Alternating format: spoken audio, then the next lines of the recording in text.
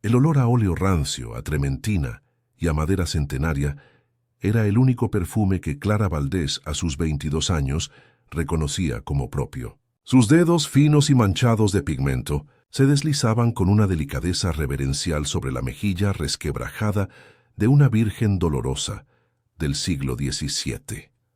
En el silencio de su taller, un espacio anclado en otro tiempo, en el corazón del Madrid más castizo, Clara reparaba las heridas del arte para no tener que mirar las suyas. Cada grieta que rellenaba con estuco, cada color que devolvía a la vida, era un fragmento de su propia existencia que lograba mantener a salvo del vacío. Vivía una vida prestada, una rutina de gestos medidos y emociones contenidas, sintiéndose más una espectadora que la protagonista de su propia historia, un alma suspendida en un limbo de deber y resignación. ¿Qué oscuro pacto familiar la mantiene prisionera en una jaula de oro y silencio? ¿Y qué hombre poderoso vendrá a reclamar su inocencia como el trofeo final de una venganza? Quédate hasta el final para descubrir la impactante verdad que cambiará su destino para siempre. Suscríbete ahora y déjanos en los comentarios qué crees que le depara el futuro a Clara, porque la tormenta está a punto de desatarse. El taller era a la vez su fortaleza y su celda. La luz dorada y polvorienta que se filtraba por los altos ventanales iluminaba un desorden meticuloso. Botes de barniz, gubias afiladas como bisturíes, lienzos esperando su turno y figuras sacras que la observaban desde sus peanas con ojos de cristal inexpresivos. Aquel espacio, heredado de su abuelo, se había convertido en su refugio del mundo exterior, un universo contenido entre cuatro paredes donde las únicas pasiones permitidas eran las que ardían en los rostros de los santos que restauraba. El silencio era casi monacal, roto únicamente por el suave raspar de sus herramientas o el suspiro de la madera vieja. Para Clara, este aislamiento autoimpuesto era una armadura necesaria contra una realidad que la asfixiaba, un lugar donde podía ser la guardiana de la belleza rota sin que nadie le exigiera ser completa. Su virginidad no era una elección devota ni un acto de rebeldía romántica, sino una carga, el último activo de valor de la decadente estirpe de los Valdés. A sus 22 años, Clara la llevaba como un manto invisible y pesado, una dote simbólica destinada a un matrimonio concertado que pudiera rescatar a su familia de la ruina definitiva. Esta condición, impuesta por una madre controladora y un padre ausente, había moldeado su carácter, convirtiendo su timidez natural en un muro de contención emocional. No conocía el roce espontáneo, la mirada cómplice, ni la descarga eléctrica de un deseo correspondido. Su cuerpo era un territorio inexplorado, un templo custodiado para un sacrificio que ella no había elegido, y esa pureza forzada la hacía sentir anacrónica, una reliquia viviente en un mundo que ya no entendía de tales monedas de cambio. El apellido Valdés pesaba más que las vigas de roble del techo de su taller. Representaba una historia de grandeza perdida, de palacios vendidos y de un prestigio que ya solo existía en las páginas amarillentas de las crónicas sociales. Clara había sido educada para encarnar los valores de ese pasado glorioso: discreción, obediencia y, sobre todo, sacrificio.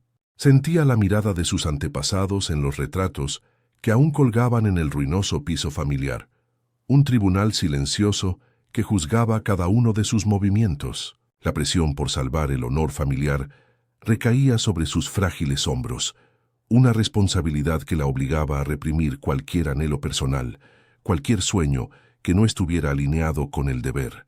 Su vida no le pertenecía. Era una pieza más en el tablero de ajedrez de su familia, una pieza a punto de ser sacrificada en la jugada final. A veces se detenía en su trabajo y se acercaba al ventanal que daba a una pequeña plazuela empedrada. Observaba el bullicio de la vida que fluía ajena a su reclusión. Parejas que paseaban de la mano, amigos que reían a carcajadas, turistas que se fotografiaban sin preocuparse por el mañana. Un simple gesto, como el de un hombre apartando un mechón de pelo del rostro de su novia, era para ella una escena de una intimidad abrumadora, casi violenta. El cristal de la ventana actuaba como una barrera invisible, pero infranqueable entre su mundo y el de ellos. Clara era una experta en la anatomía de los santos de madera, conocía cada músculo tallado y cada expresión de éxtasis o tormento, pero era una completa ignorante en la geografía de una caricia real, del calor de otro cuerpo junto al suyo. Con una concentración casi febril, volvía a su mesa de trabajo. En ese momento, sus manos se afanaban en devolver el esplendor a los labios entreabiertos de una estatua de María Magdalena, una santa que había conocido la pasión y la redención. El contraste era doloroso. Sus manos, tan hábiles para sanar la madera herida, se sentían torpes e inútiles para su propia vida. Toda la pasión que bullía bajo su piel, todo el deseo reprimido y el anhelo de libertad eran destilados y canalizados en la punta de su pincel. Era la única forma de expresión que conocía, un lenguaje secreto a través del cual podía tocar, sentir y dar vida sin arriesgarse a ser tocada, sentida o vivida por nadie. Su arte era su única transgresión, el único espacio donde su alma podía gritar en silencio. De repente, un estruendo sordo y profundo, proveniente de algún lugar cercano, hizo vibrar los cristales del taller. El sonido de una demolición, de algo viejo siendo derribado para dar paso a lo nuevo. Un temblor recorrió el suelo de madera y se instaló en el pecho de Clara como una premonición. Su pincel se detuvo a 1 milímetro de la superficie de la estatua. Una inquietud helada se apoderó de ella, la certeza visceral de que los muros de su refugio, tan cuidadosamente construidos durante años, estaban a punto de ser derribados. El mundo exterior, con toda su brutalidad y su fuerza implacable, estaba llamando a su puerta, y ella sabía con un miedo que no podía nombrar que no podría mantenerlo fuera por mucho más tiempo. El apartamento familiar, situado en un edificio señorial del barrio de Salamanca, era un mausoleo de glorias pasadas. Cada objeto susurraba una historia de opulencia perdida. Los sofás de terciopelo raído, las alfombras persas, cuyos colores se habían rendido al paso del tiempo, y los retratos al óleo de antepasados que la observaban con una mezcla de orgullo y reproche. El aire estaba impregnado de un olor denso, una mezcla de cera de muebles, polvo acumulado y la humedad que se filtraba por las grietas invisibles de los muros. Clara se movía por sus estancias como una sombra, sintiendo el peso de cada jarrón de porcelana desportillado, de cada marco de plata que ya nadie pulía. Aquel lugar no era un hogar, sino el escenario de una representación teatral en la que su familia se negaba a aceptar que el telón había caído hacía mucho tiempo.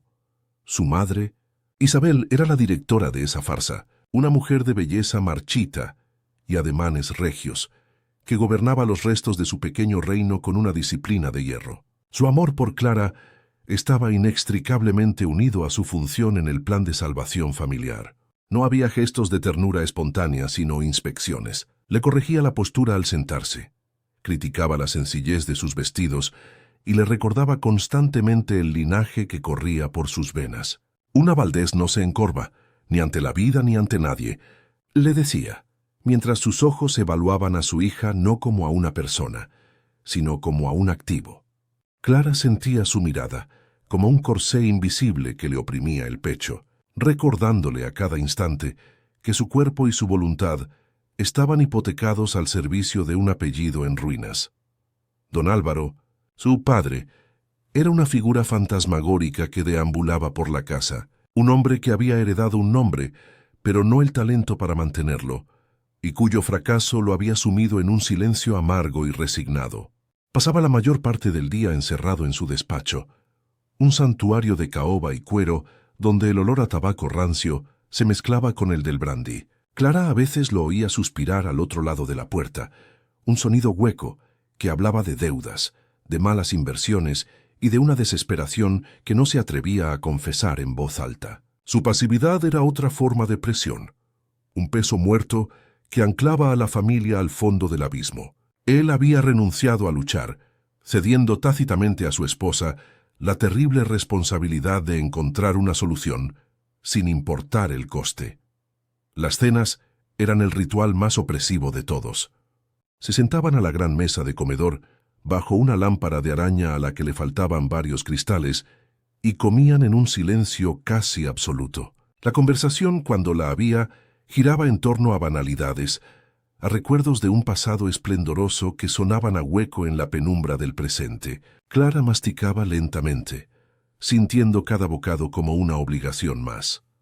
Observaba a sus padres, dos extraños unidos por el desastre, y se sentía atrapada entre ellos, una pieza silenciosa en su tablero de ajedrez. En esas cenas, aprendió que el silencio podía ser más violento que cualquier grito, que las palabras no dichas eran las que construían los muros más altos de su prisión emocional.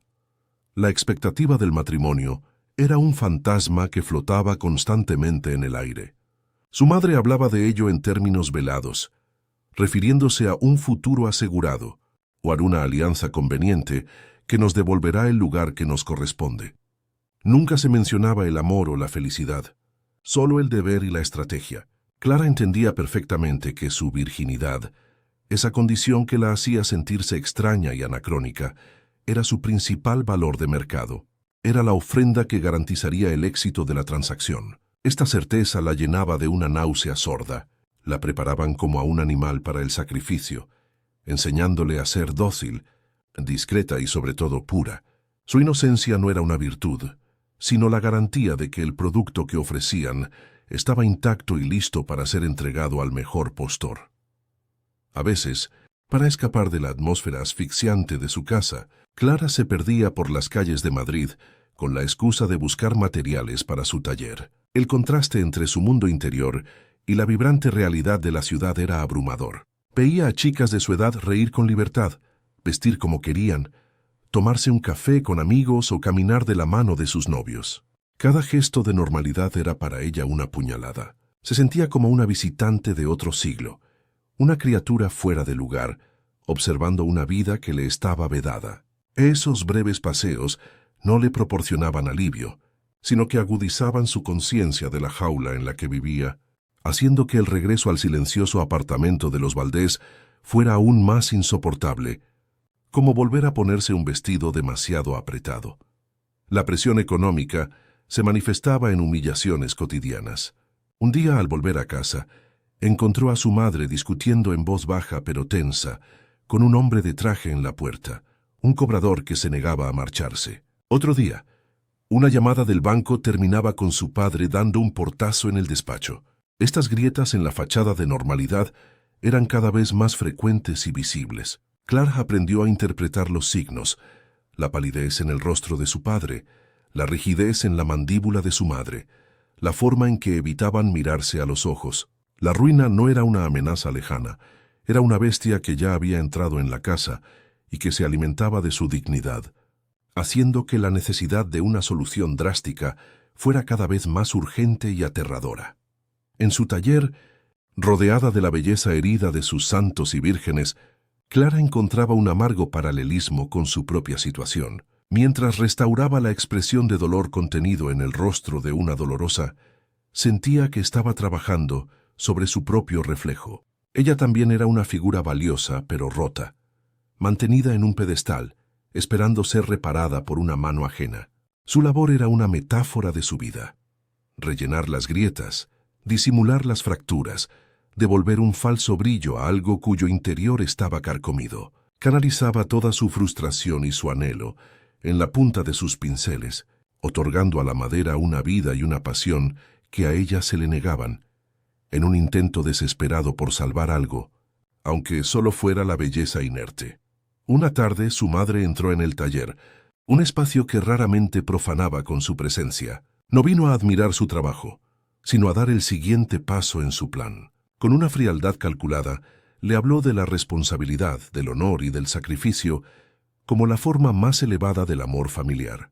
Hay hombres en este mundo, Clara, para quienes la tradición y la pureza todavía tienen un valor incalculable, dijo, su voz suave pero afilada como el cristal. Un hombre poderoso se ha interesado por nuestra situación. Está dispuesto a salvarnos, a devolvernos todo lo que hemos perdido. A cambio solo pide una cosa: tu mano. No era una pregunta, era una sentencia. La trampa, cuidadosamente construida durante años, acababa de cerrarse sobre ella. Clara no respondió. Se quedó mirando la figura de Santa Lucía que estaba restaurando, la santa que se había arrancado los ojos para no ceder a un pretendiente pagano. Sintió un frío glacial recorrer su cuerpo, la certeza absoluta de que su destino ya no le pertenecía. El taller, su único refugio, se había convertido de repente en la antesala del matadero. El olor a trementina le pareció de pronto el olor a formol de una sala de autopsias. Escuchó el sonido de los pasos de su madre alejándose por el pasillo, dejándola sola con la verdad desnuda de su condición. Era una dote, una moneda de cambio, el cordero sacrificial cuya inmolación salvaría a la manada, y en el silencio de su santuario profanado, Clara comprendió que ya no había escapatoria posible. El hombre que vino a reclamar su futuro no anunció su llegada con la fanfarria de los viejos aristócratas, sino con el silencio implacable de una fuerza de la naturaleza. Damián Roca no entraba en una habitación, la conquistaba.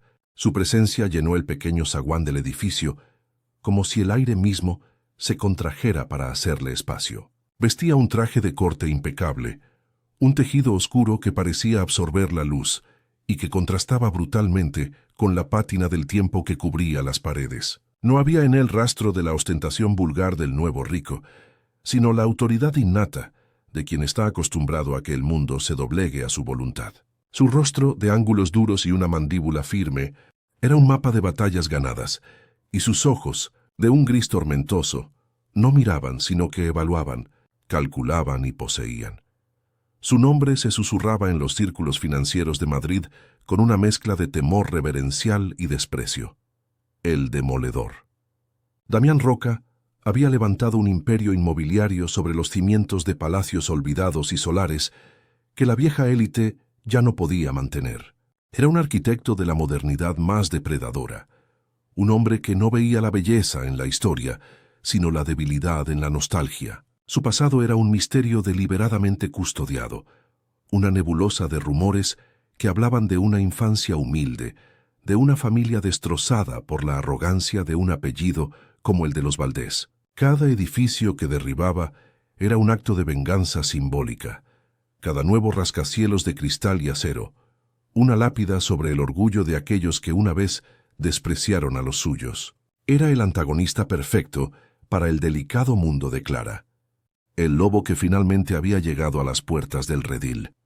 La venganza de Damián no era un impulso visceral, sino un proyecto meticulosamente diseñado, una obra de ingeniería financiera y emocional construida a lo largo de 15 años.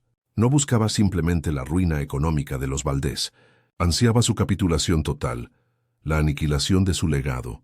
Había estudiado a don Álvaro como un estratega estudia a su adversario, identificando cada una de sus debilidades, cada una de sus deudas, hasta tejer una red de la que no había escapatoria. La oferta por la mano de Clara no fue una ocurrencia de última hora, sino la culminación de su plan, la pieza maestra de su colección. Quería poseer lo único que ellos consideraban puro e invaluable, no por deseo, sino por el placer supremo de convertir su mayor orgullo en el símbolo de su más absoluta derrota.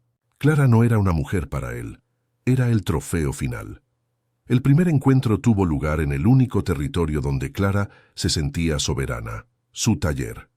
Damián entró sin ser anunciado, una figura oscura y colosal que pareció empequeñecer a los santos de madera que la rodeaban. El olor a cuero caro y a una colonia masculina, sutil y amaderada, invadió el espacio, desplazando el aroma familiar de la trementina y el barniz. Se detuvo en el umbral, sus ojos grises recorriendo el ordenado caos del taller con una intensidad que a Clara le pareció profanadora. Era como si su mera mirada pudiera tasar el valor de cada herramienta, de cada pigmento, de cada alma rota que ella intentaba sanar.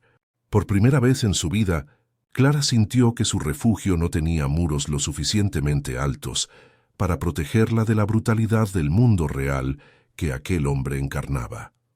Cuando sus miradas finalmente se encontraron, el tiempo pareció suspenderse. Clara esperaba encontrar en sus ojos la frialdad de un depredador, y la encontró. Pero debajo de esa capa de hielo vislumbró algo más, algo que la desarmó por completo, un abismo de soledad, una herida tan antigua y profunda que se había fosilizado en su expresión. Damián, por su parte, había venido a inspeccionar a la dócil heredera, a la Virgen asustada que completaría su venganza. Sin embargo, no encontró el miedo que esperaba. En los ojos de Clara, de un color miel que parecía contener toda la luz dorada del taller, vio una calma desafiante, una dignidad silenciosa que no se correspondía con la imagen de la víctima que él había construido en su mente. Fue un instante de reconocimiento mutuo, un destello de verdad en medio de la guerra que estaba a punto de comenzar. Él rompió el silencio. Su voz era grave y resonó en el espacio con una autoridad tranquila. «Un talento inusual», dijo, sin apartar la vista de ella, mientras sus ojos señalaban la Magdalena en la que Clara trabajaba. «Devolver la vida a lo que está roto». Las palabras eran simples, una observación sobre su oficio, pero en el aire cargado del taller adquirieron un doble filo, una connotación personal y cruel, que se clavó directamente en el pecho de Clara. No era un cumplido, era una evaluación. Estaba describiendo su función en el mundo, su propósito, y al mismo tiempo la estaba despojando de cualquier misterio. La estaba definiendo, etiquetando, antes incluso de haberle preguntado su nombre. Ella sintió un escalofrío, la incómoda sensación de ser vista con una claridad que nadie, ni siquiera su madre, había poseído jamás. Una oleada de emociones contradictorias la sacudió por dentro. El terror inicial se mezcló con una indignación ardiente. ¿Quién era aquel hombre para entrar en su santuario y analizarla como si fuera una de sus estatuas? Era la personificación de todo lo que ella despreciaba. La fuerza bruta que arrasaba con la belleza, el poder del dinero que sometía voluntades. Y sin embargo, bajo la rabia, una corriente subterránea y peligrosa comenzó a fluir. Su presencia imponente, su mirada directa y la ausencia total de artificio en su comportamiento ejercían sobre ella una fascinación perversa. Era como contemplar una tormenta desde una ventana, sabiendo que el cristal podría romperse en cualquier momento. Por primera vez, alguien no la miraba como una Valdés, sino como un enigma a resolver, y esa atención, aunque hostil, la hizo sentirse extrañamente viva. Damián sintió una punzada de algo que no supo identificar, una desviación inesperada en su plan perfectamente trazado. La resistencia silenciosa de aquella joven era más intrigante que cualquier sumisión que hubiera podido comprar. Había una fuerza en su fragilidad, un fuego contenido tras la máscara de serenidad. No era la muñeca de porcelana que su padre le había descrito. Era algo más complejo, más real. Aquella constatación no ablandó su propósito, sino que lo intensificó. La conquista de su cuerpo ya no parecía suficiente. De repente, sintió el impulso de doblegar también aquel espíritu indómito, de ser él quien finalmente rompiera esa calma y viera lo que se escondía debajo. La venganza acababa de adquirir una nueva dimensión, una que era peligrosamente personal y que amenazaba con desestabilizar su férreo autocontrol. Se movió por el taller, sus pasos lentos y deliberados.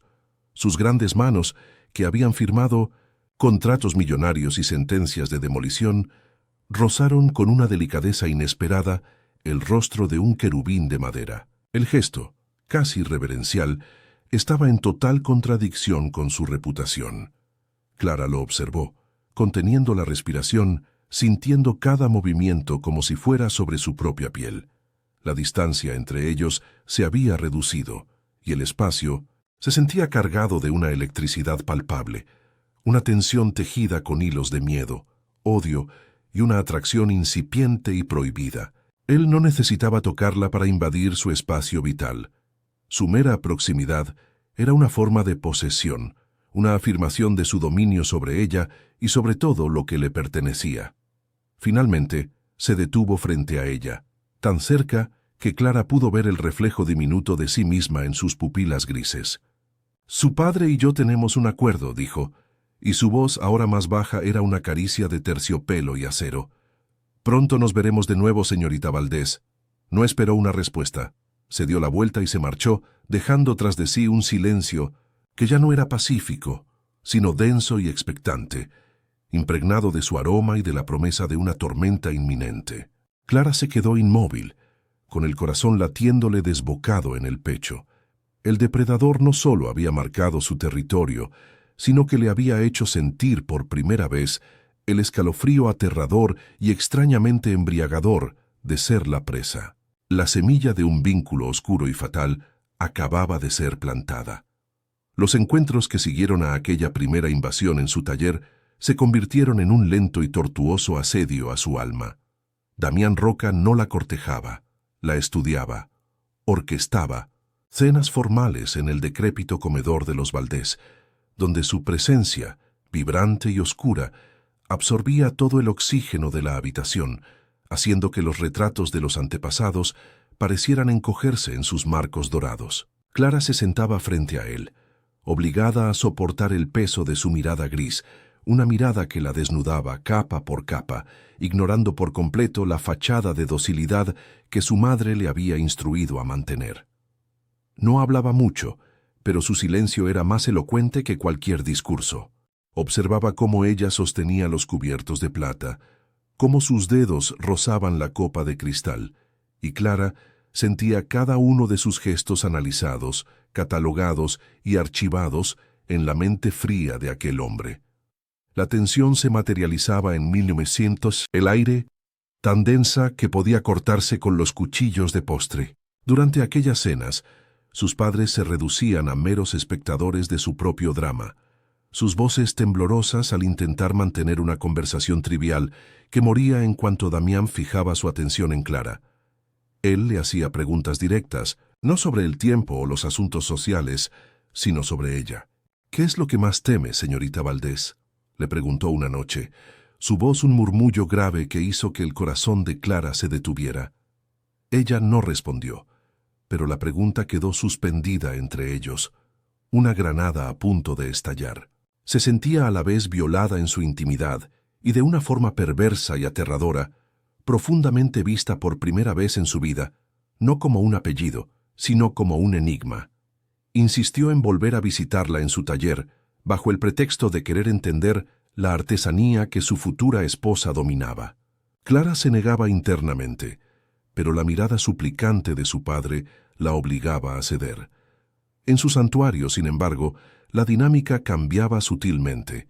Allí, rodeada de sus herramientas y sus figuras heridas, ella recuperaba una fracción de su poder. Ya no era solo la hija de los Valdés, sino la guardiana de un mundo que él no podía comprar ni demoler. Él parecía percibirlo. Se movía por el espacio con una cautela inusual, como un depredador que entra en un territorio desconocido y respeta, a su pesar, a la criatura que lo habita. No la interrumpía, solo la observaba trabajar, y en su mirada Clara comenzó a detectar algo más allá de la fría evaluación, una curiosidad genuina, casi reacia. Una tarde, mientras ella aplicaba con un pincel finísimo una capa de pan de oro sobre el manto de una virgen, él se acercó por detrás. Clara sintió su calor antes de verlo, una presencia física abrumadora que erizó la piel de su nuca. No la tocó, pero se inclinó para observar el detalle de su trabajo. Su aliento, cálido y con un leve aroma a café, rozó su mejilla. «Tiene pulso de cirujano», susurró, su voz tan cerca de su oído que le provocó un escalofrío que recorrió toda su espina dorsal. Fue un comentario sobre su habilidad, pero se sintió como la caricia más íntima que jamás había recibido. Su mano tembló por un instante, y una minúscula gota de oro cayó fuera del contorno. Un error imperceptible para cualquiera, pero para ella fue un grito, la prueba de que aquel hombre había logrado quebrar su férreo control. El dilema moral de Clara comenzó a crecer como una enredadera venenosa alrededor de su corazón. Odiar a Damián Roca era su deber, la única forma de preservar su integridad. Era el destructor, el enemigo que había comprado su vida y su cuerpo. Sin embargo, en la soledad de su taller, mientras limpiaba sus pinceles, se encontraba reviviendo cada uno de sus encuentros. Recordaba la intensidad de su mirada, la inesperada delicadeza de sus preguntas sobre su arte, la forma en que parecía ver el fuego que ella mantenía oculto bajo capas de sumisión. El deseo, una emoción que solo conocía a través de las expresiones de éxtasis de sus santos de madera, comenzó a germinar en ella como una flor prohibida y monstruosa. Deseaba al hombre que debía destruir, y esa traición a sí misma era más aterradora que cualquier sacrificio físico. Damián, por su parte, sentía como su plan maestro se desviaba de su curso con cada visita al taller. Había previsto una conquista rápida y sin complicaciones. Tomar posesión de la virginal hija de sus enemigos sería el jaque mate a su orgullo. Pero Clara no era la muñeca de porcelana que había imaginado. Su silencio no era vacío, sino lleno de una fuerza contenida.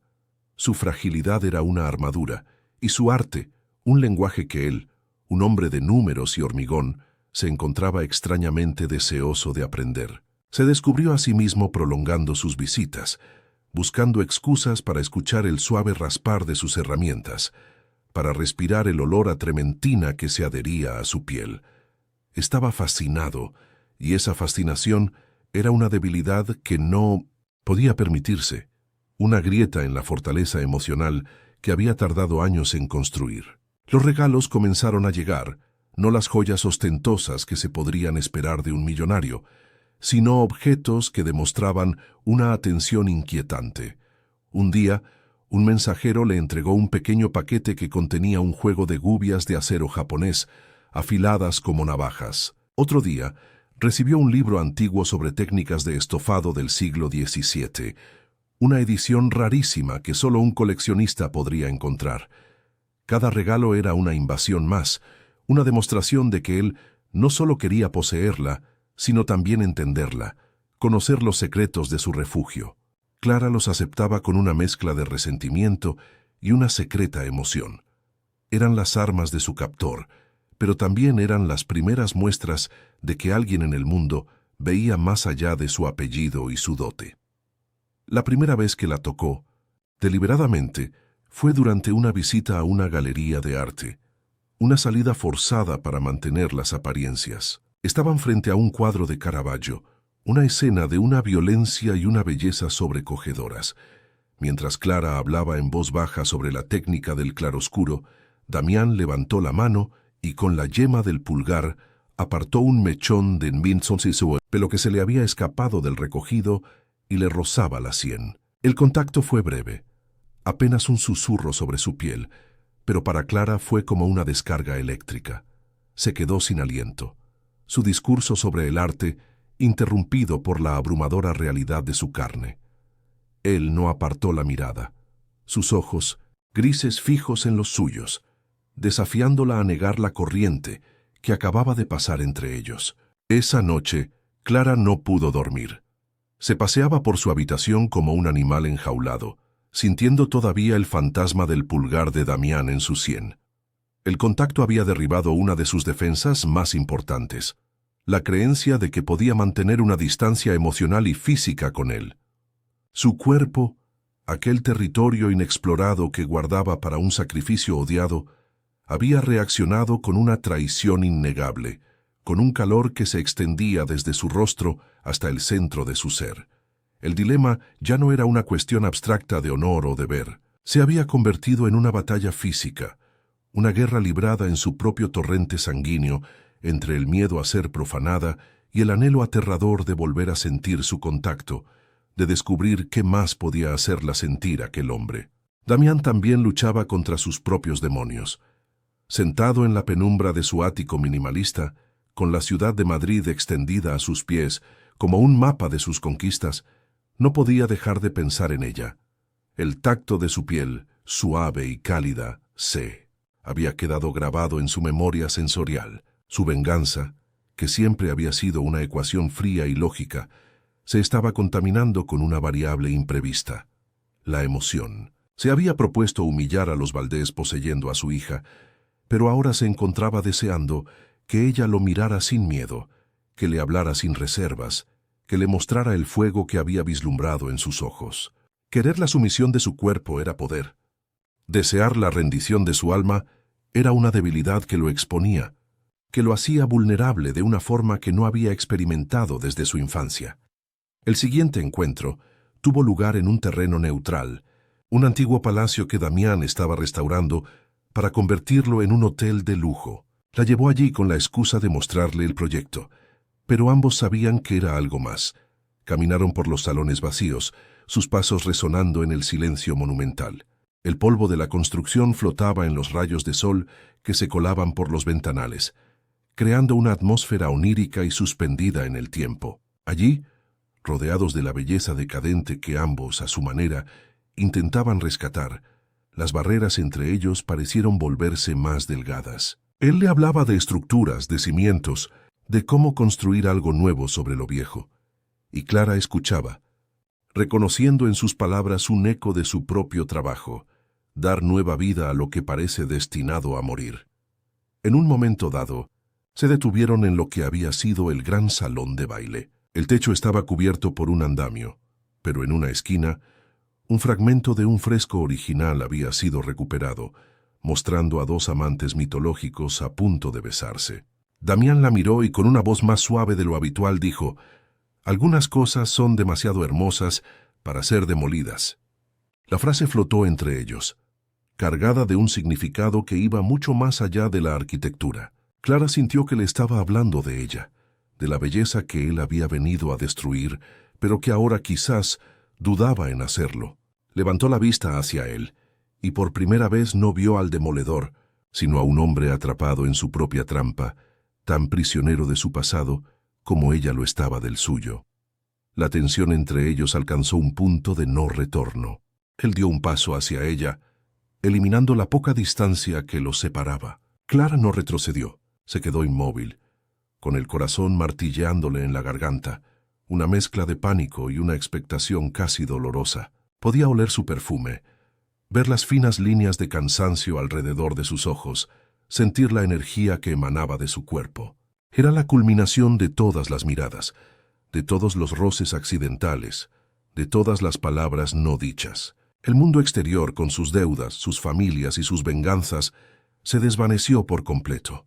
Solo existían ellos dos en aquel salón polvoriento, bajo la mirada de los amantes pintados en el techo, suspendidos en el instante previo a una colisión inevitable y anhelada. «Tienes miedo», susurró él, pero no sonaba como una acusación, sino como una constatación compartida. Su mano se alzó lentamente, y esta vez no se detuvo en un mechón de pelo. Sus dedos largos y cálidos rozaron la línea de su mandíbula, un gesto de una ternura tan inesperada que a Clara se le llenaron los ojos de lágrimas. Había esperado brutalidad, posesión, indiferencia. No estaba preparada para la delicadeza, para un contacto que no reclamaba, sino que parecía preguntar. El caparazón de odio y resentimiento que había construido a su alrededor se resquebrajó, dejando al descubierto un núcleo de vulnerabilidad y un deseo tan puro y abrumador que la dejó sin defensas. En ese preciso instante supo que estaba perdida. El dilema de Clara se transformó. Ya no se trataba de elegir entre el deber y la libertad, sino entre dos versiones de sí misma.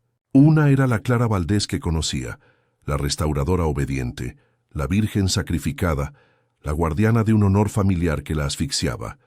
La otra era una extraña que acababa de nacer bajo el contacto de Damián, una mujer que sentía, que deseaba y que era capaz de anhelar al monstruo de su cuento. Ceder a él ya no significaba solo la salvación de su familia, sino la posible aniquilación de su identidad, o quizás su verdadera y aterradora liberación. Podía entregarse al hombre que representaba su destrucción con la esperanza de encontrarse a sí misma en el proceso.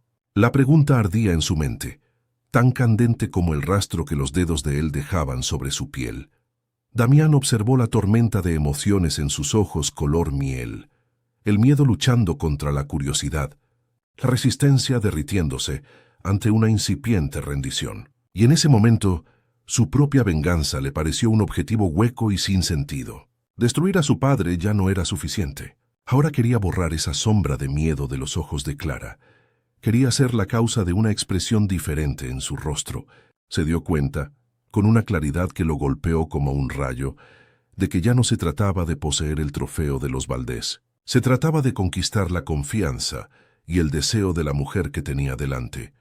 Una conquista infinitamente más difícil y peligrosa que cualquier acuerdo comercial. Su propia voluntad antes de hierro se estaba doblegando ante una fuerza que no podía controlar. Se inclinó lentamente, su rostro a escasos centímetros del de ella. Clara cerró los ojos, una rendición instintiva.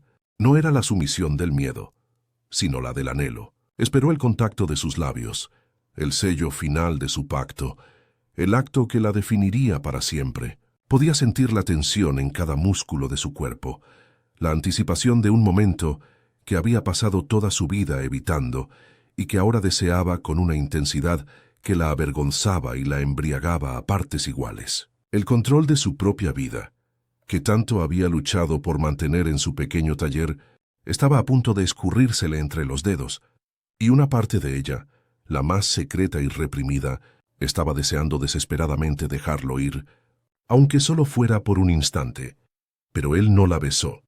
No de la manera en que los amantes de los frescos se besaban con una entrega etérea y romántica. En su lugar, Damián bajó su rostro hasta el hueco de su cuello, inhalando su aroma a piel limpia y a polvo de madera, un perfume de inocencia que para él era el más embriagador de los venenos. Clara se estremeció, un arco de tensión recorriendo su espalda. Su mano se alzó y sus dedos se hundieron en el costoso tejido de su chaqueta, un gesto que era a la vez un anclaje y una súplica.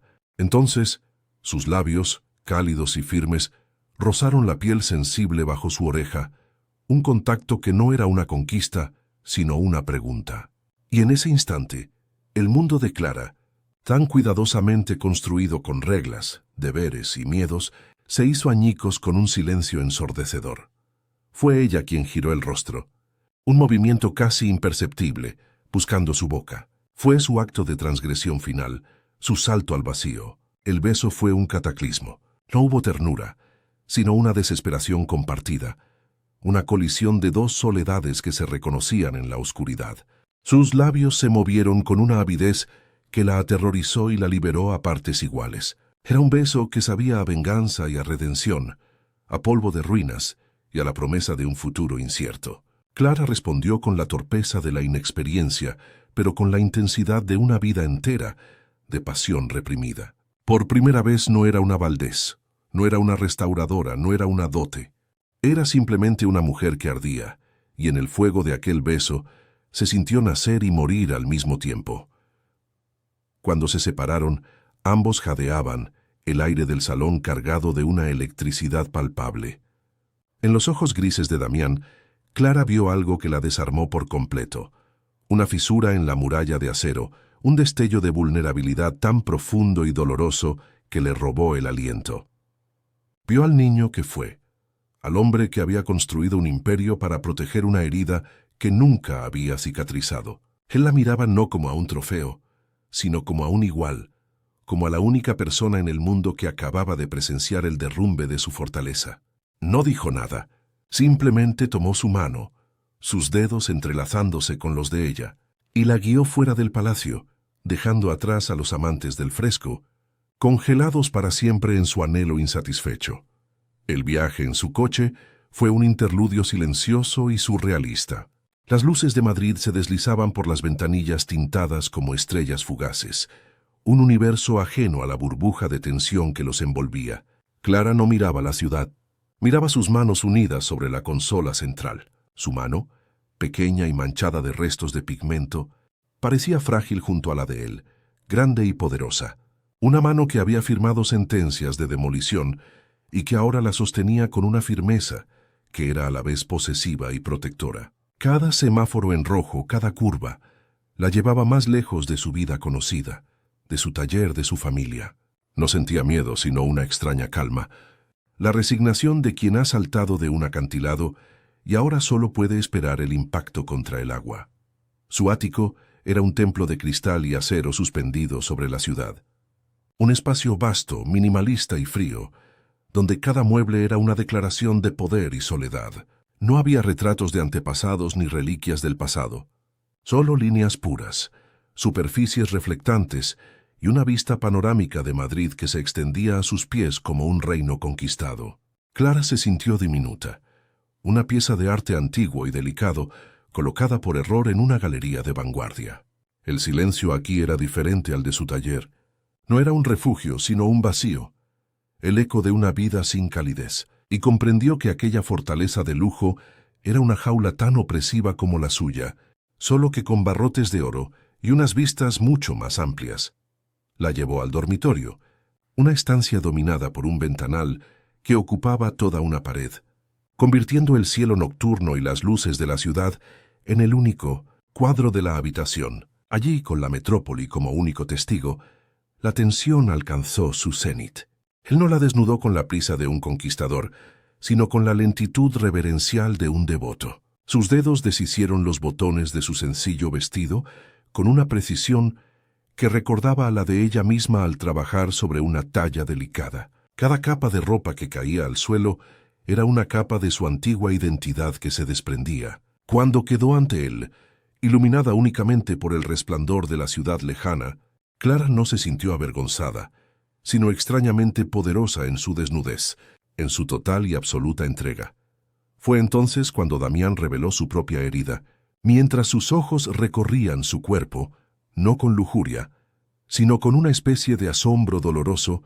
Su mano se detuvo sobre su abdomen, donde una fina cicatriz blanca delataba una apendicitis infantil. Con una voz ronca, casi un susurro, le confesó: «Mi padre trabajaba para el tuyo.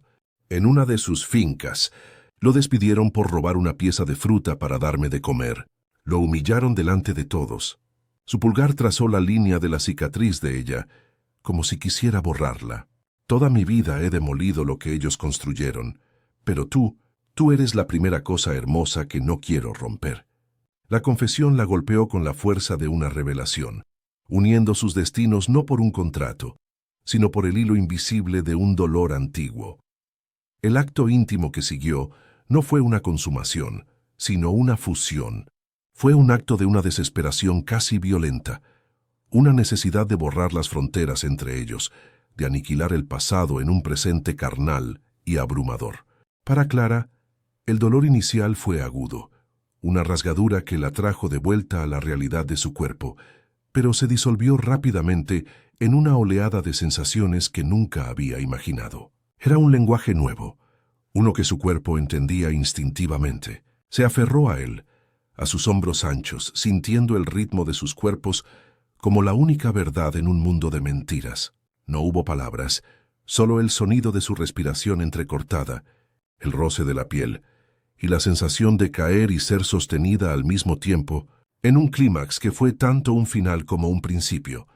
Después, en el silencio denso que siguió a la tormenta, yacían uno al lado del otro sin tocarse. La ciudad a sus pies seguía brillando, indiferente. Clara miró el techo, sintiendo su cuerpo dolorido y extrañamente vivo. Ya no era virgen. La palabra misma parecía ridícula, un concepto de otro siglo que acababa de ser borrado de su existencia. Se giró para mirarlo. Él tenía los ojos cerrados, pero sabía que no dormía. Su rostro, habitualmente una máscara de control impenetrable, parecía más joven. Las líneas de tensión alrededor de su boca se habían suavizado. Vio al hombre detrás del monstruo, al niño humillado detrás del magnate, y sintió una oleada de una emoción nueva y aterradora que no era odio, ni miedo, ni siquiera deseo. Era algo peligrosamente parecido a la compasión. Comprendió entonces la verdadera naturaleza de su transgresión. No había sido solo la entrega de su cuerpo, sino la aceptación de un vínculo que iba más allá de la venganza o el deber. Al entregarse a él, no había salvado a su familia. Se había condenado a sí misma a una complejidad emocional de la que nunca podría escapar. Se había enredado en la historia de Damián de una forma irreversible. El acto no había sido un final, el pago de una deuda, sino el comienzo de algo mucho más peligroso. Había cruzado una frontera invisible, y en la otra orilla, en la vasta y solitaria habitación de su captor, se dio cuenta de que, por primera vez en su vida, estaba completamente sola y de una forma aterradora, completamente libre. El amanecer se derramó sobre Madrid con la frialdad de una cuchilla de acero, inundando el ático de Damián con una luz pálida y despiadada que no perdonaba nada. Clara despertó sola en la inmensidad de la cama, un desierto de sábanas de hilo egipcio revueltas que olían a él, a ella, a la colisión de sus cuerpos. El calor de la noche anterior se había disipado, dejando un vacío helado que se adhería a su piel. Él se había ido. No había nota ni una palabra, solo el silencio monumental de su ausencia. Se incorporó, sintiendo el dolor sordo entre sus muslos, la prueba física de una rendición que ahora, bajo la cruda luz de la mañana, se sentía como un abandono. No era la esposa de un magnate, era el último objeto de una colección, una antigüedad profanada y devuelta a su vitrina antes de que saliera el sol. La vergüenza y una soledad abrumadora la envolvieron como un sudario. Vestirse fue un acto mecánico, sus movimientos torpes en la opulencia impersonal de aquel dormitorio que no era suyo.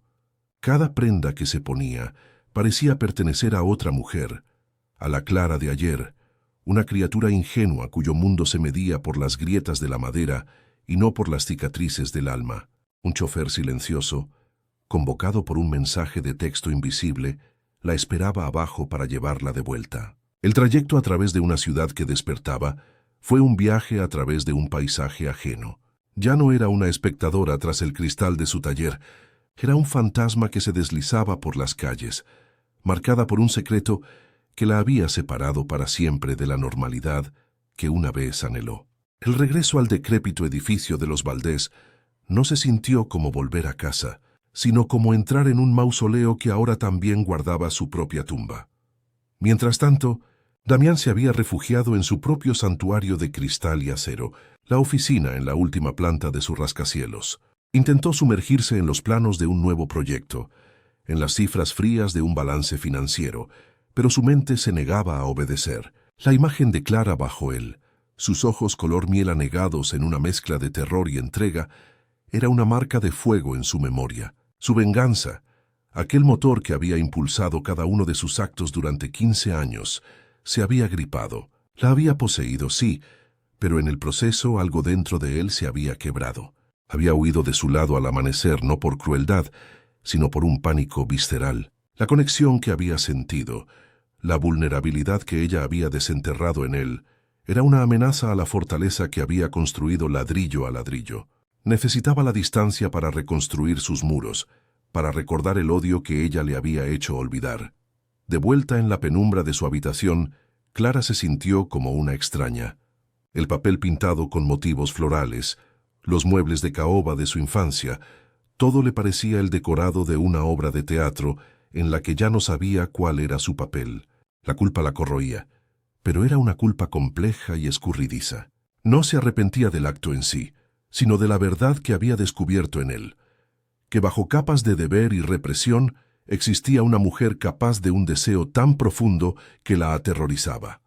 Había traicionado el odio que se suponía que debía sentir, y en esa traición había perdido el único mapa que conocía de sí misma. Se miró las manos en el espejo, las mismas manos que con tanta paciencia devolvían la dignidad a la belleza rota. Ahora se sentían sucias, no por el contacto de él, sino por su propia y secreta capitulación. Los días que siguieron se convirtieron en una tortura de silencio. Damián no llamó. No hubo noticias del matrimonio, ni de la salvación económica prometida. El aire en el apartamento de los Valdés se espesó con una ansiedad insoportable.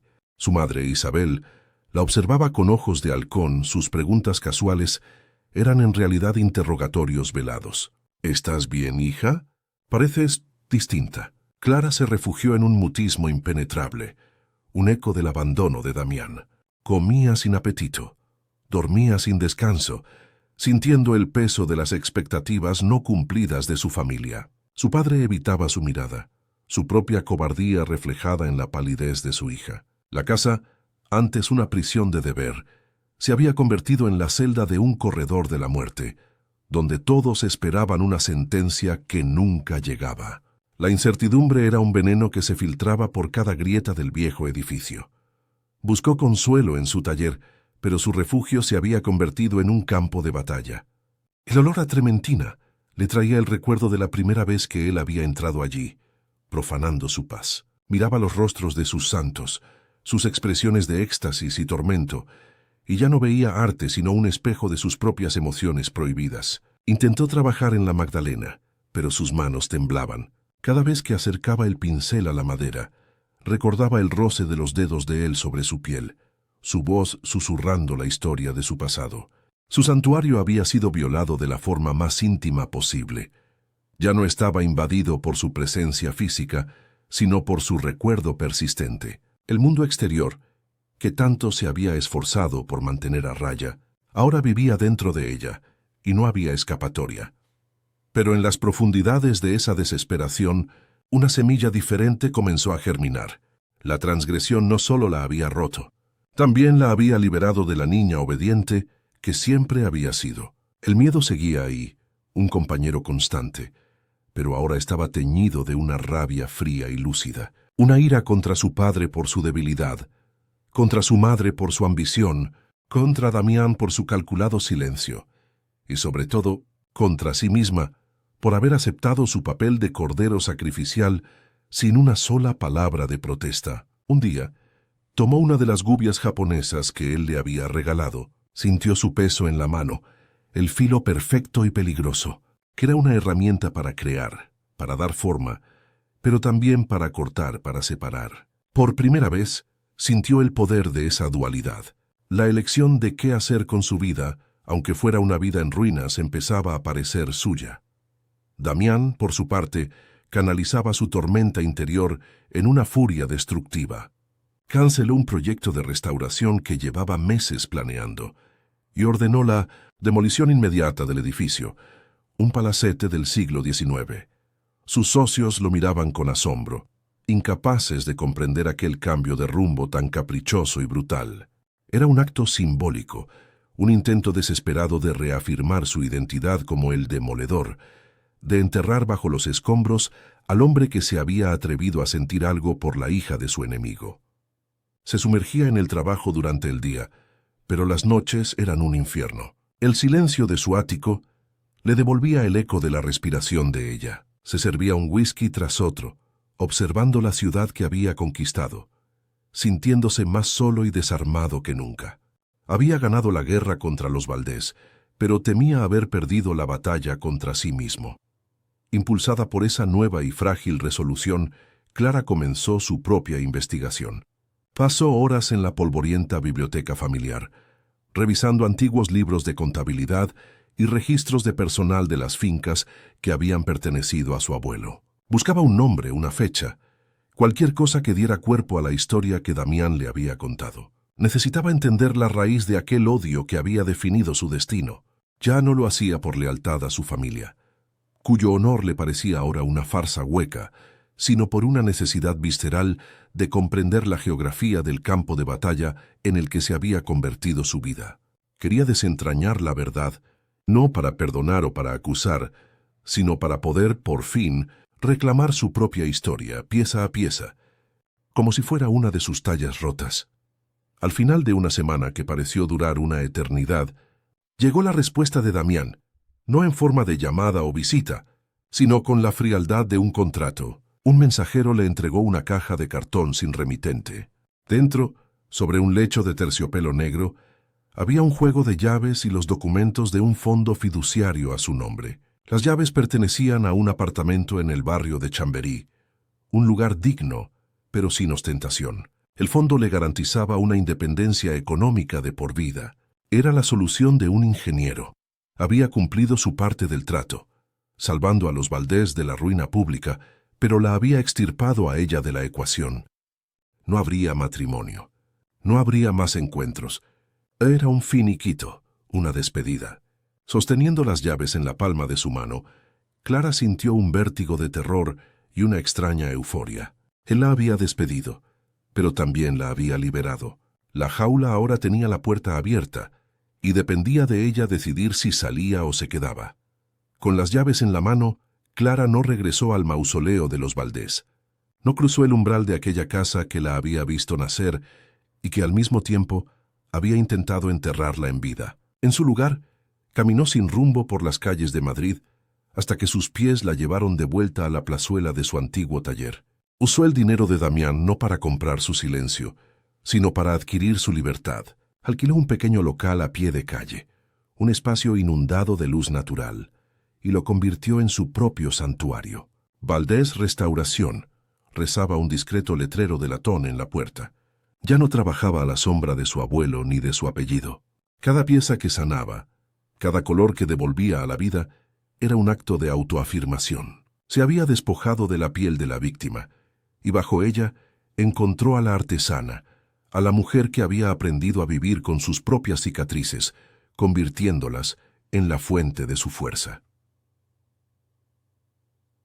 Pasaron 6 meses. Un atardecer de otoño, mientras la luz dorada teñía de melancolía el polvo que flotaba en su nuevo taller, el sonido de la campanilla de la puerta la sobresaltó. Una figura alta y oscura se recortó contra el resplandor de la calle. El corazón de Clara dio un vuelco doloroso, un eco del pasado que se negaba a morir del todo. Era él. Damián Roca no entró como un conquistador, sino con la vacilación de un extranjero en tierra extraña. El traje impecable no lograba ocultar el cansancio que se había instalado en sus hombros, ni la sombra que habitaba en sus ojos grises. No había en él rastro de arrogancia, solo una quietud pesada, la de un hombre que ha demolido su propio mundo y no sabe cómo empezar a reconstruirlo. Se quedó en el umbral observándola, como si pidiera permiso para respirar el aire que ella había hecho suyo. En sus manos no sostenía un contrato ni un regalo costoso, sino un objeto pequeño, envuelto en un paño de lino. Lo desenvolvió con una lentitud casi ceremonial y lo depositó sobre el mostrador de madera de roble que los separaba. Era un pequeño pájaro de madera, tallado de forma tosca, pero con un innegable cariño. Una de sus alas estaba partida, colgando de una astilla. «Era de mi padre», dijo Damián, y su voz, despojada de toda su autoridad metálica, sonó ronca, humana. «Lo talló para mí la semana antes de que lo despidieran. Se rompió en una de las mudanzas». No la miró al decir esto. Sus ojos estaban fijos en el humilde objeto, en el único vestigio de un amor que había sido sepultado bajo capas de rabia y ambición. No estaba pidiendo perdón, le estaba mostrando la herida original, la raíz de todo su dolor. Clara guardó silencio. Extendió su mano, no para tocarlo a él, sino para recoger con una delicadeza infinita el pájaro roto. Sus dedos, expertos en diagnosticar fracturas, recorrieron la superficie áspera de la madera, la línea de la rotura, el grano envejecido. Lo levantó a la altura de sus ojos, estudiándolo bajo la luz de su lámpara de trabajo. En aquel instante, no eran Damián Roca el magnate y Clara Valdés la heredera.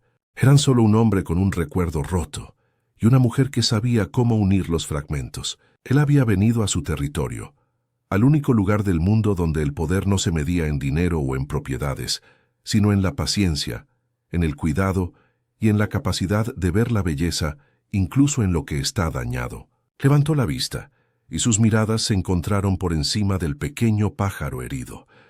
«Algunas roturas nunca desaparecen del todo», dijo ella finalmente, su voz tan suave como el roce de un pincel de Marta. «Siempre queda una cicatriz. A veces la única forma de reparar algo es hacer que esa cicatriz sea visible, que forme parte de su nueva historia». No le hablaba solo al pájaro de madera. Damián asintió lentamente, comprendiendo el doble significado de sus palabras. Vio en sus ojos color miel no a la joven asustada que había comprado, sino a una mujer entera, una reina en su pequeño reino de luz y madera. Ella no le ofrecía un perdón fácil ni un borrón y cuenta nueva, sino algo mucho más valioso y real, la posibilidad de una restauración honesta, una donde las heridas del pasado no se ocultan, sino que se integran, se honran y se convierten en un mapa hacia un futuro diferente. Él no preguntó el precio, simplemente dejó el pájaro sobre la mesa de trabajo de ella y se dirigió hacia la puerta. Antes de salir se giró y la miró una última vez. Fue una mirada larga, desnuda, que contenía una pregunta sin palabras, una promesa sin voz. Luego se marchó, dejando que la campanilla de la puerta pusiera fin a la escena. Clara se quedó sola, con el pequeño pájaro de madera en la palma de su mano. El sol se había puesto, pero la luz de su lámpara iluminaba su mesa, su rostro y el trabajo que tenía por delante. El futuro era un lienzo en blanco, una talla por empezar, y por primera vez las herramientas estaban en sus manos. Si esta historia te ha conmovido y quieres saber cómo las cicatrices de Clara y Damián pueden llegar a sanar, suscríbete, dale a like y comparte este viaje. Y sobre todo, déjanos en los comentarios qué crees que debería pasar ahora. Tu opinión es la pieza que completa esta historia.